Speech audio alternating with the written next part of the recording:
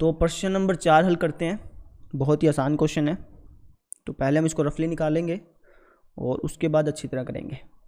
ठीक है, देखो क्या बोल रखा है।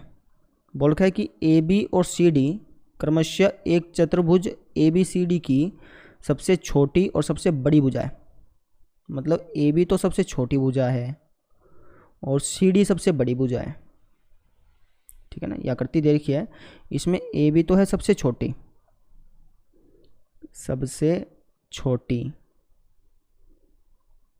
और सी डी है सबसे बड़ी। ये भुजा दे रखी है सबसे बड़ी।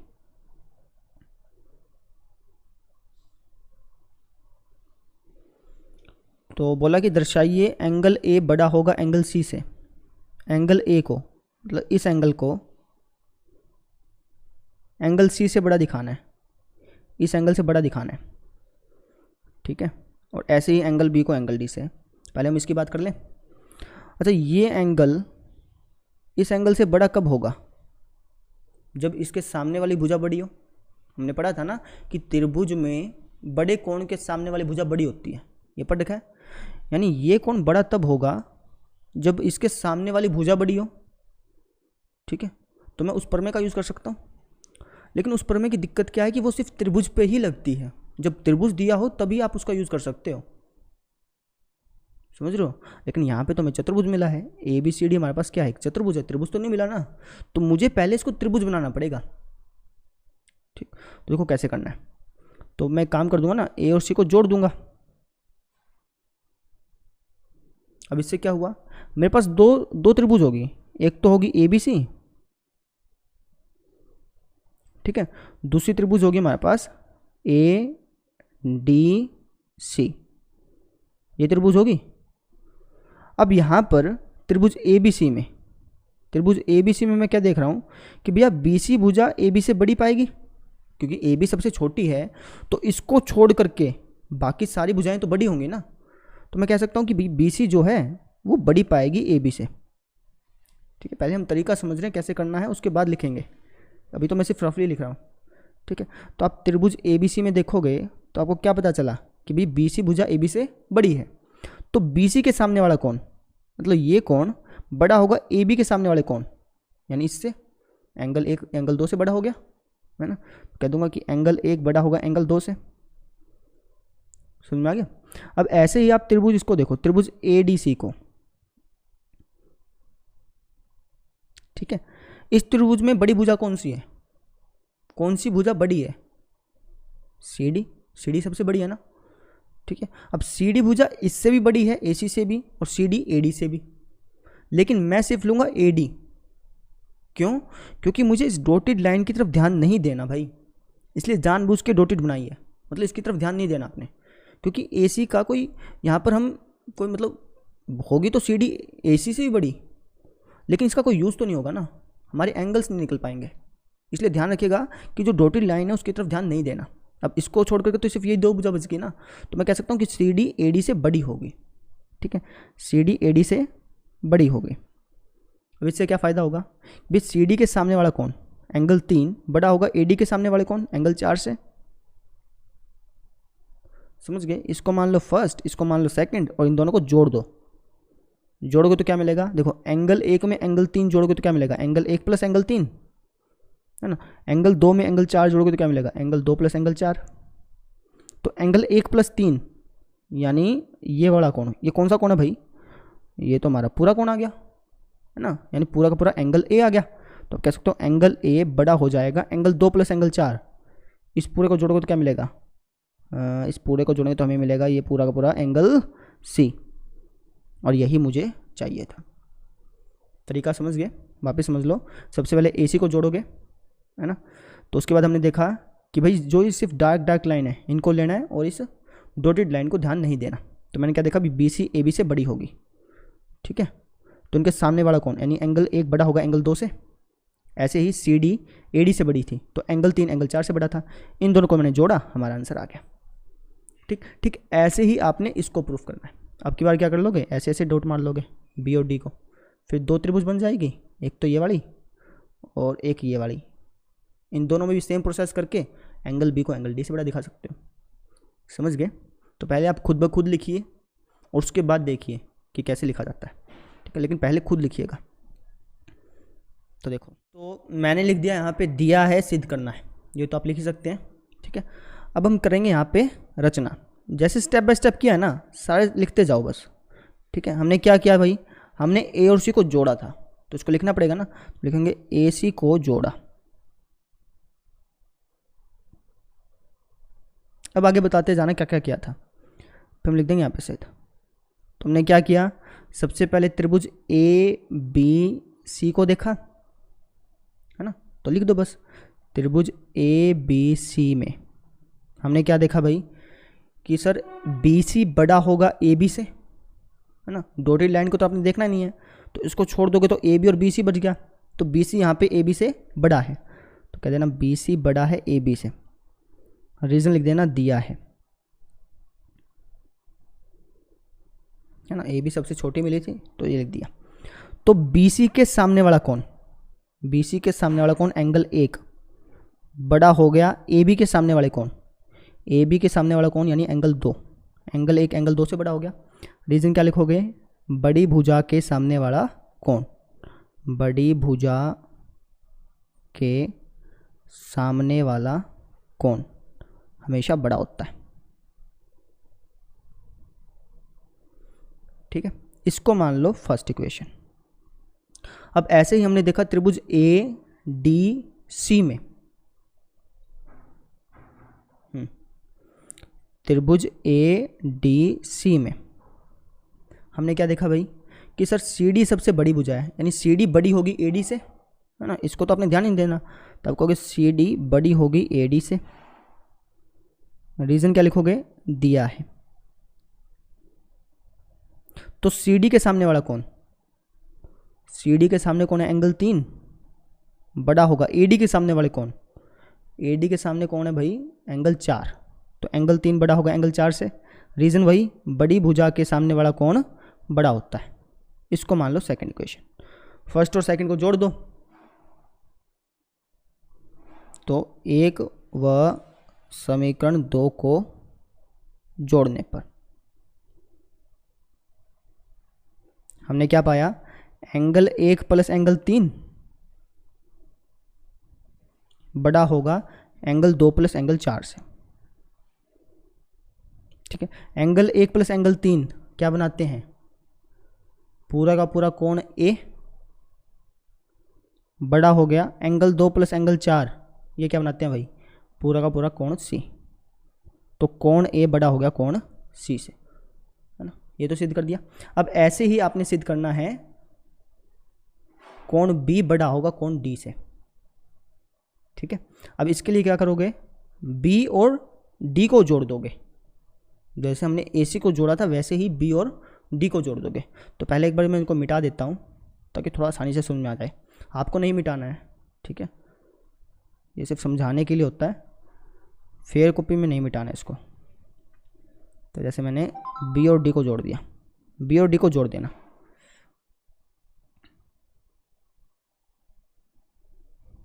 ठीक है।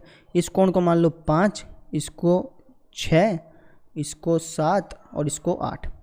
अब कौन सी त्रिभुज बन गई, एक तो त्रिभुज बन गई अपने पास ये वाली ए डी बी, दूसरी त्रिभुज बन गई सी बी और डी, ये वाली, है ना, और सेम प्रोसेस इसमें भी करनी है। अब हम क्या देखेंगे कि भैया ए डी भुजा बी ए से बड़ी है, रफली कर दें एक बार, ए डी बड़ी है बी ए से, ये हमने देखा। तो ए डी के सामने वाला कौन, एंगल 6 बड़ा हो जाएगा एंगल 8 से, ठीक ऐसे ही एंगल 5 बड़ा हो जाएगा एंगल 7 से जब आप दूसरी त्रिभुज लोगे तो, है ना। इन दोनों को जोड़ देना, आपका आंसर आ जाएगा। इन दोनों को जोड़ के तो क्या बन जाएगा, एंगल 6 प्लस एंगल 5, पूरा एंगल बी बन गया, बड़ा हो गया। एंगल 8 और 7 को जोड़ दो तो पूरा एंगल डी बन गया। ऐसे आपने इसको करना है तो आपको ये आ जाएगा। बस समझ में आ गई। अब इसको लिखना कैसे है, तो पहले आप खुद लिख लें और उसके बाद देख लीजिएगा।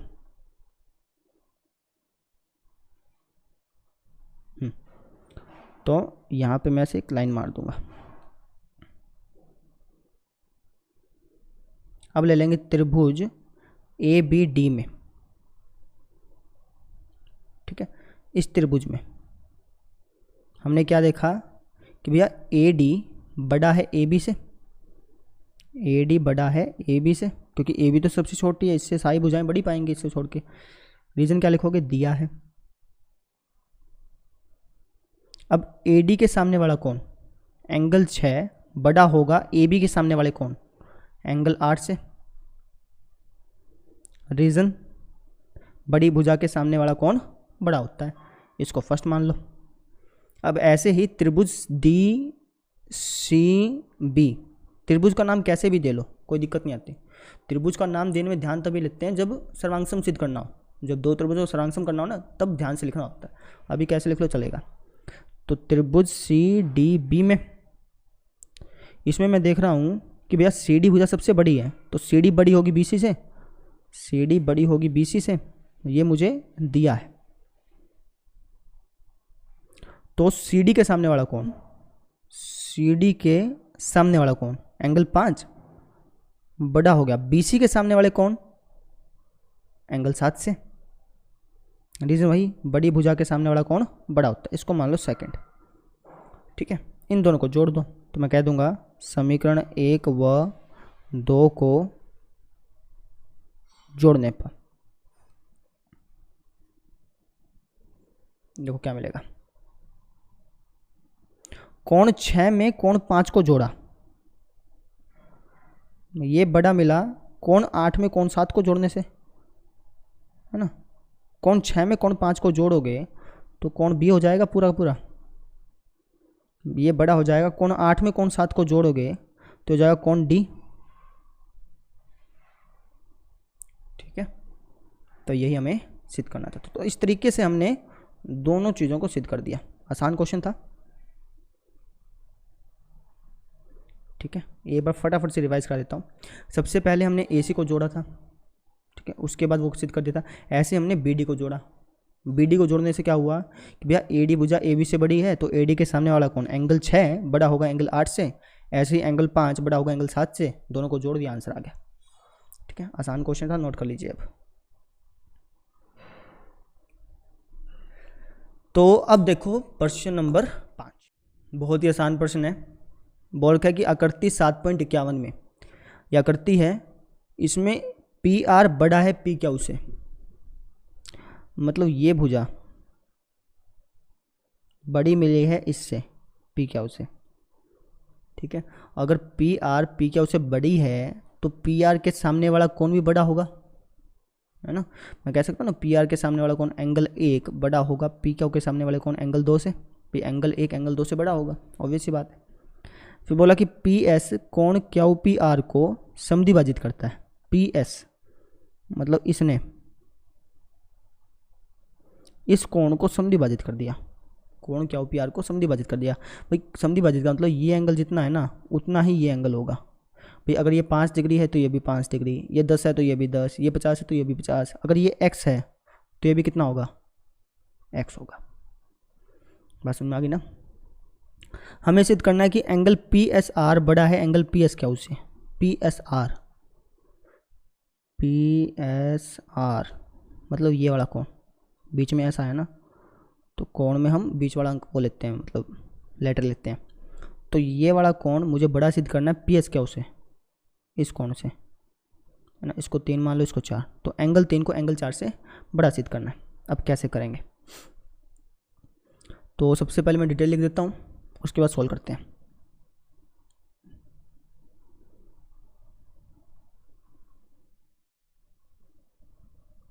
तो ये मैंने डिटेल लिख दी। भाई एंगल 3 को एंगल 4 से बड़ा सिद्ध करना है। एंगल 3 कह दो चाहे एंगल पी एस आर कह दो, और एंगल 4 कह दो चाहे एंगल पी एस क्यू कह दो, बात एक ही है, लेकिन नाम लिख दोगे तो और बढ़िया रहेगा। एंगल 3 बड़ा करना सिद्ध करना एंगल 4 से, है ना, इसमें आसान रहेगा। और मुझे ये चीज़ दे रखी है, तो अब मैं करता हूँ यहाँ पे सिद्ध। अब जो मुझे दे रखा है ना उसका इस्तेमाल करूँगा। मुझे पी आर बड़ा मिला है पी क्यू से, है ना, तो मैं यहाँ पर लिख देता हूँ भाई मुझे पी आर बड़ा मिला है पी क्यू से, ये मुझे दिया है। अब मैंने कहा था कि अगर पी आर पी क्यू से बड़ा है तो पी आर के सामने वाला कौन, यानी एंगल 1 बड़ा होगा पी क्यू के सामने वाले कौन, एंगल 2 से। ठीक है, एंगल 1 बड़ा हो गया एंगल 2 से। रीज़न क्या लिखोगे? बड़ी भुजा के सामने वाला कोण। ठीक, अब आपने यहाँ पर थोड़ा सा ध्यान देना है। आपने दोनों तरफ x को जोड़ देना है, और क्यों जोड़ना है उसका कारण बाद में पता चलेगा। आप एक काम कीजिएगा, बस दोनों तरफ x को जोड़ दीजिएगा, इतना ध्यान रखिए थोड़ा। ठीक है, आप लिख दीजिएगा यहाँ पे दोनों तरफ x जोड़ने पर, दोनों तरफ x जोड़ने पर। क्यों जोड़ने इसका रीज़न अभी बताता हूँ एक बार। देखो, इस तरफ मैं x जोड़ूंगा तो क्या मिलेगा मुझे? Angle 1 plus x. इस तरफ x जोड़ूंगा तो क्या मिलेगा? Angle 2 plus x. ठीक है, अब एंगल 1 प्लस एक्स को कुछ और लिखा जा सकता है। 1 प्लस एक्स कहाँ पे है? ये रहा 1, ये रहा x, यानी इस त्रिभुज में कुछ ना कुछ बन रहा है। समझना इस चीज़ को, बहुत आसान है। इस त्रिभुज में हमारे पास एंगल 1 प्लस एक्स आ गया। ठीक है, अब क्या 1 प्लस एक्स को कुछ और लिख सकता हूँ? भाई 1 प्लस एक्स को ऐसे लिख दूँ क्या कि 180 में से मैंने एंगल 4 को माइनस कर दिया, तभी 1 प्लस एक्स आएगा। ध्यान से समझना। देखो, इस त्रिभुज में तीनों कोणों का जोड़ 180 होगा, ये बात मुझे पता है। तो अगर मैं इन 180 डिग्री में से इस एंगल 4 को माइनस कर दूंगा, 180 में से इस एंगल 4 को माइनस कर दूंगा, तो मेरे पास क्या बचा? 1 प्लस एक्स ही तो बचा। बात समझ में आ गई ना? यानी एंगल 1 प्लस एक्स को लिख सकता हूँ 180 में से एंगल 4 का माइनस। ठीक है, अब ऐसे ही एंगल 2 प्लस एक्स को कुछ और लिख सकता हूँ क्या? सोच के बताइए, क्या एंगल 2 प्लस एक्स को कुछ और लिखा जा सकता है? भाई 2 ये रहा, एक्स ये रहा, इस त्रिभुज में देखना पड़ेगा, है ना? तो देख के बताओ, 2 प्लस एक्स को क्या लिख सकता हूँ? भाई इस त्रिभुज में से, इस पूरे त्रिभुज में अगर मैं इस त्रिभुज में से एंगल 3 को माइनस कर दूँ तो मेरे पास क्या बचेगा? 2 प्लस एक्स, है ना? और तीनों कोणों का जोड़ होता है 180। 180 में से अगर एंगल 3 को मैं माइनस कर दूंगा तभी तो 2 प्लस एक्स बचेगा। तो यानी 2 प्लस एक्स को लिख सकता हूँ 180 माइनस का एंगल 3। बात समझ में आ गई ना? कारण आप लिखोगे त्रिभुज का कोण योग गुण। इसको बड़ा करके भी दिखाया जा सकता था, लेकिन नहीं करना है, ये आसान रहेगा। ठीक है ना? अभी पहले आप लिखो angle 1 plus angle x plus angle 4 बराबर 180 डिग्री।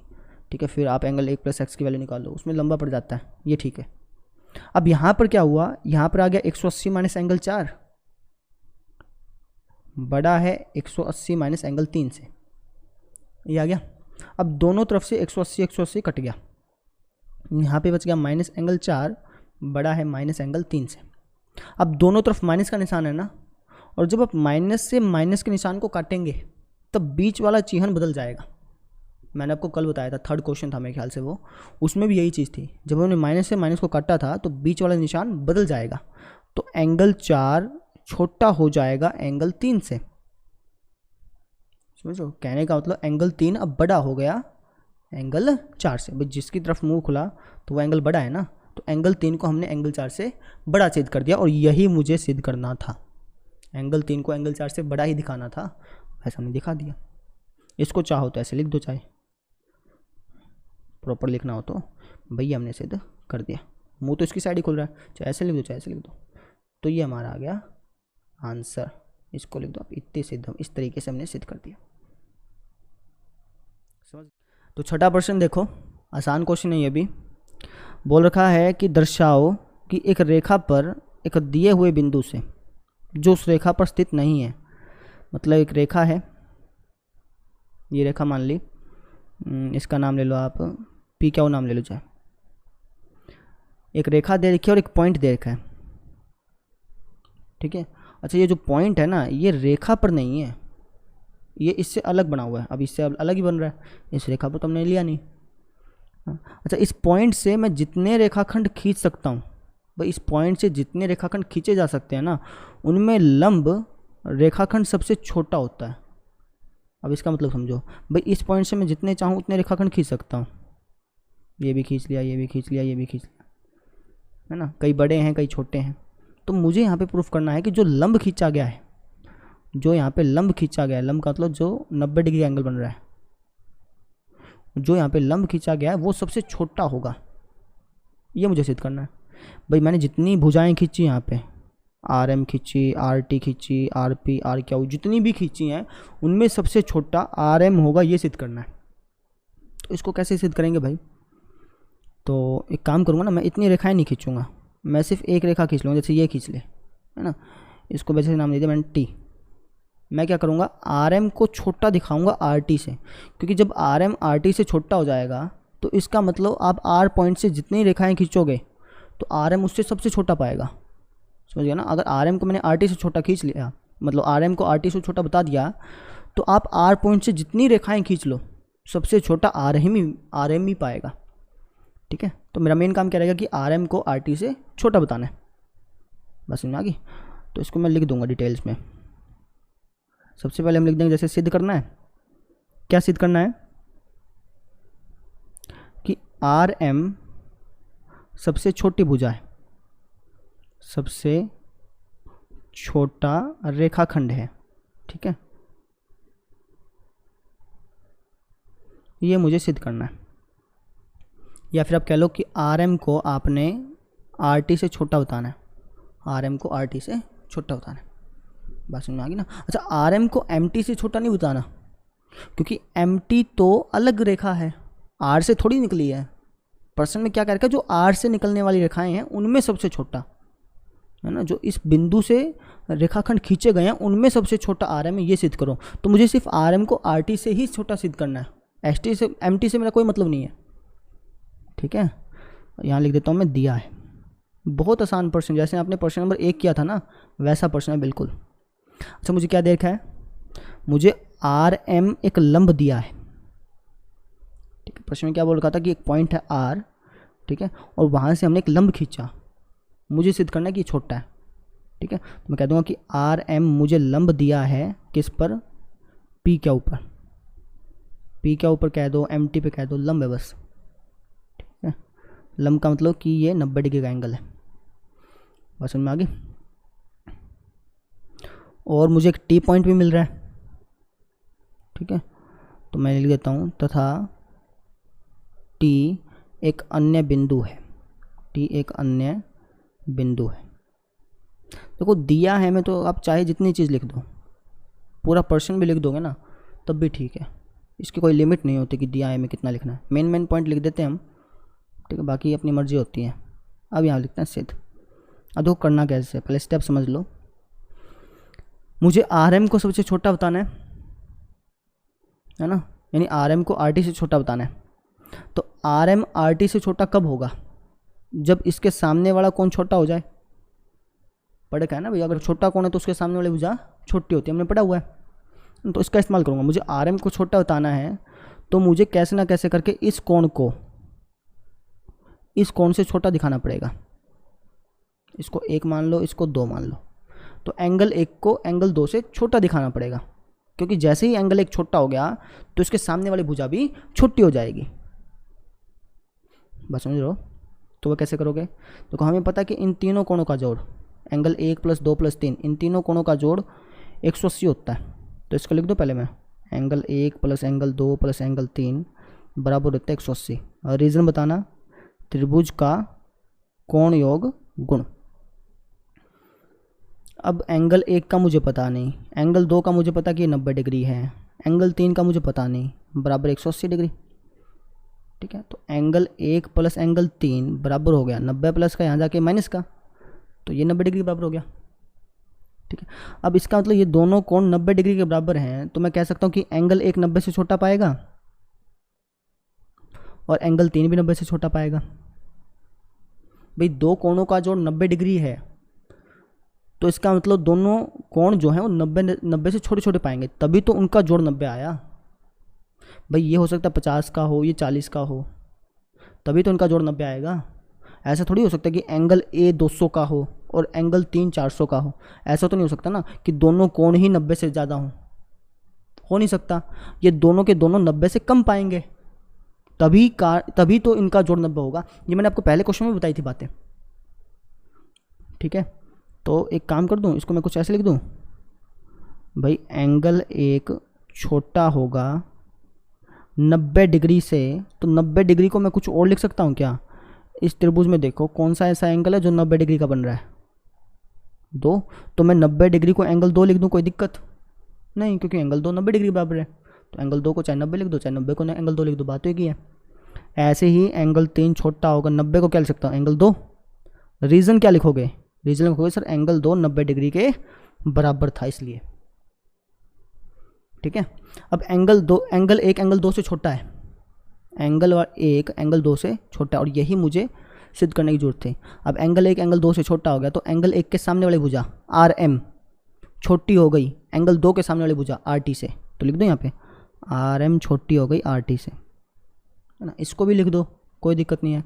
एंगल 3 छोटा है एंगल 2 से, एंगल 3 छोटा है एंगल 2 से, तो एंगल 3 के सामने वाली भुजा MT छोटी हो गई RT से, MT छोटी हो गई RT से। मुझे इससे कोई लेना देना नहीं है, ठीक है ना। मुझे सिर्फ फ़र्क था RT का, क्योंकि R पॉइंट से निकलने वाले रेखाखंडों को चेक करना हमें, है ना। तो इसके लिए तो कुछ लिखो ही मत, यहाँ सिर्फ हमें इसको देखना है ना।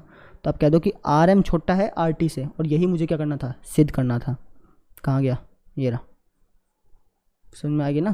तो आप क्या कर दोगे कि RM छोटा RT है, तो हम कह सकते हैं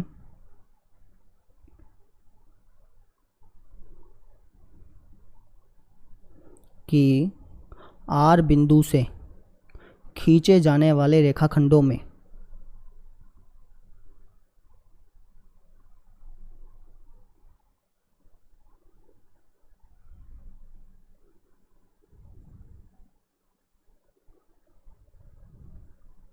लंब सबसे छोटा रेखाखंड होता है।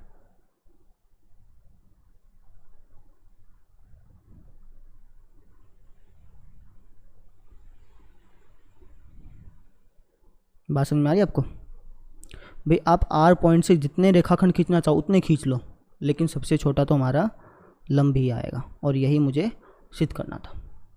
तो ऐसे करना था, एक बार वापस से ट्राई कर लीजिएगा, बहुत ही आसान क्वेश्चन था, ठीक है। अच्छा, अब आपका पूरा चैप्टर ख़त्म हो गया। चैप्टर 8 था कि 7 था, ये भी भूल गया क्या मैं, 7 था ये। चैप्टर 7 जो है ये आपका हो गया कंप्लीट, ठीक है। तो आप इसे एक बार कंप्लीट पूरा का पूरा निकाल लीजिएगा, ठीक है। पूरा निकाल लें भाई, निकाल लीजिएगा, ठीक है। क्योंकि अभी तो घर पे ही बैठे हैं सभी, तो अगर आप पूरा निकाल लेंगे तो और बेनिफिट रहेगा, ठीक है। स्कूल तो आपने जाना नहीं है अभी, तो चैप्टर 7 को पूरा मन लगा करके सुबह खाना खा खू के आराम से बैठ जाओ और पूरा निकाल दो, जितनी थ्योरम कराएगी, जितने प्रश्न कराए गए। अच्छा, लास्ट की मैंने 5 थ्योरम नहीं कराई आपको, मतलब ऐसे पढ़ाई है, उनका यूज़ करा है क्वेश्चन आंसर्स में, लेकिन उनको प्रूफ नहीं करवाया, क्योंकि लास्ट की 5 थ्योरम इम्पोर्टेंट नहीं है, उसको पूछा नहीं जाता एग्ज़ाम में कि भाई आप एस सर्वांग समता नियम का सिद्ध कीजिए, RHS सर्वांग समता नियम को सिद्ध कीजिए, या फिर असमीकाओं को सिद्ध कीजिए, ऐसा पूछा नहीं जाता। इसलिए मैंने 5 थ्योरम आपको कराई नहीं है, ठीक है। अगर आप करना चाहें तो कर सकते हैं, यूट्यूब पे बहुत टीचर्स ने करा रखी है, तो आप किसी को देख लीजिए। और अगर मुझे लगा कि करानी चाहिए तो मैं करा दूंगा, नहीं तो हम नहीं करने वाले उनको, ठीक है। क्योंकि एग्ज़ाम में बहुत मतलब 95% चांस होता है कि नहीं आती हैं, टीचर्स भी नहीं कराते उसको, ठीक है। हार्ड नहीं है, ऐसा नहीं कि हार्ड है, लेकिन थोड़ी लेंथी होती है इसलिए। तो बस हमारा चैप्टर ख़त्म हो गया फिर। अच्छा, इससे अगली एक्सरसाइज जो है वो इच्छिक है। इच्छिक का मतलब वो आपको नहीं करनी, ठीक है। आपकी इच्छा हो तो कर लो, नहीं है तो नहीं करो, एग्ज़ाम में नहीं पूछी जाती वो, तो हम नहीं करेंगे उसको।